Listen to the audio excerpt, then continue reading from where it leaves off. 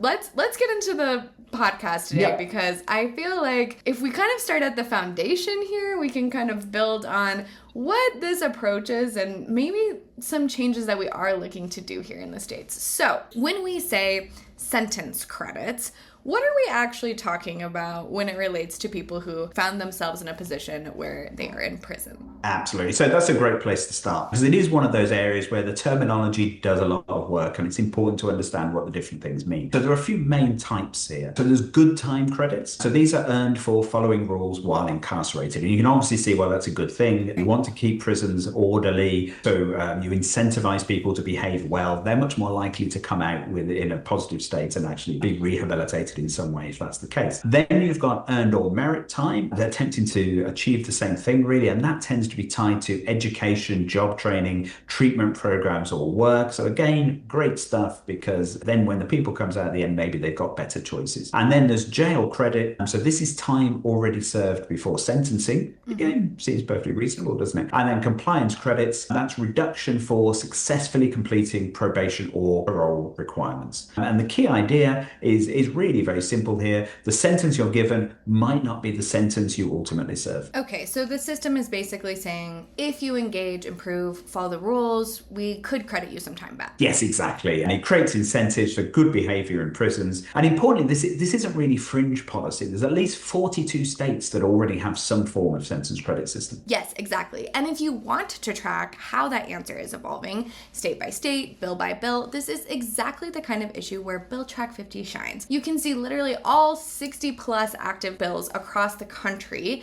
in one place that we're going to touch on later. So if this already exists in a lot of states, why are we seeing so much legislative activity now? Because states basically are rethinking whether the current system is doing what it's supposed to do. Let's just take a step back and just think about the US. So we've already spoken a lot about how it tends to work in other countries, what the basic principles are behind all of these different systems. And the US still has one of the largest incarcerated populations in the whole world. There's over 1.25 million people currently in prison in the United States, and there's another 650,000 in local jails. So you're talking getting on for 2 million people who are currently detained in one form or another. And that's so much vastly greater than any other country. Certainly in the Western world, but even just anywhere really, even some of the countries that you may think jail a lot of people are. You're going to look at the stats and I bet they don't jail as many people as the United States. So lawmakers are asking, as they have been doing for quite a long time, does every additional month behind bars or under supervision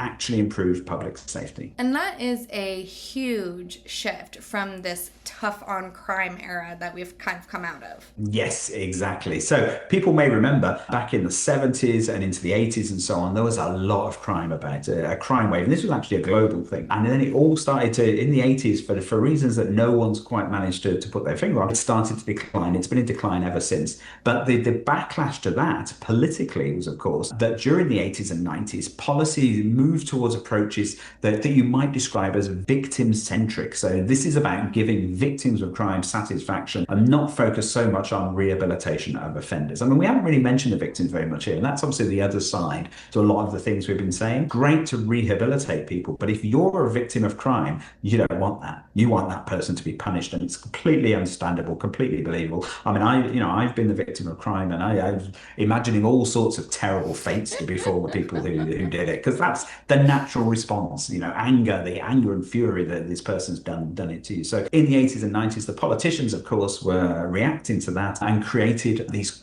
really, really draconian laws. So you had a lot of mandatory minimums, which are a very, very controversial policy here, not given any kind of leeway in terms of what sentencing. So you don't take the context into account. It's like if you've done this thing, you're going to get at least this amount of time in prison. Then you have this truth in sentencing laws. So truth in sentencing is basically saying if someone's sent to prison for 10 years, why are they out in 6 months? That's terrible. So it aims to curb or eliminate parole and early release, and then just reducing the amount of parole as well. So this is all about keeping people in prison for longer to actually serve the time that they've been given by the judge. Now, what we're seeing then is a partial reconsideration of this. It's not completely undoing that era. it is still the United States, but it is questioning the assumptions. Yeah, and I do remember correctly from our podcast on fuel efficiency with cars, the crime rate actually dropped because we stopped putting lead in gas. So Yes. That is one theory, and it's a very compelling one. I find it very compelling because the one change that happened all over the world at that time was reduced lead in car emissions, and lead certainly does affect the brain. yeah, you heard it here.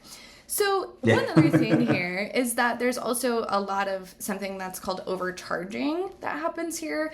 And so what will happen is they'll really throw essentially every single thing that they can at you in hopes that you'll just take a plea deal. So if you're looking at 3 felonies and 2 misdemeanors, you might just take 1 misdemeanor. And you might be innocent of everything, but if you're looking at, these mandatory minimums and all of this time and all of this struggle in your life, you might just take this low thing. And then it's also making so many more people go to prison. And even if it's just for a little bit less time, there's a lot of stuff there. So it's a truly broken system that does not actually help victims, does not actually help perpetrators, and honestly doesn't necessarily help our society. So let's get into what the states are doing here, because this is where things get really interesting.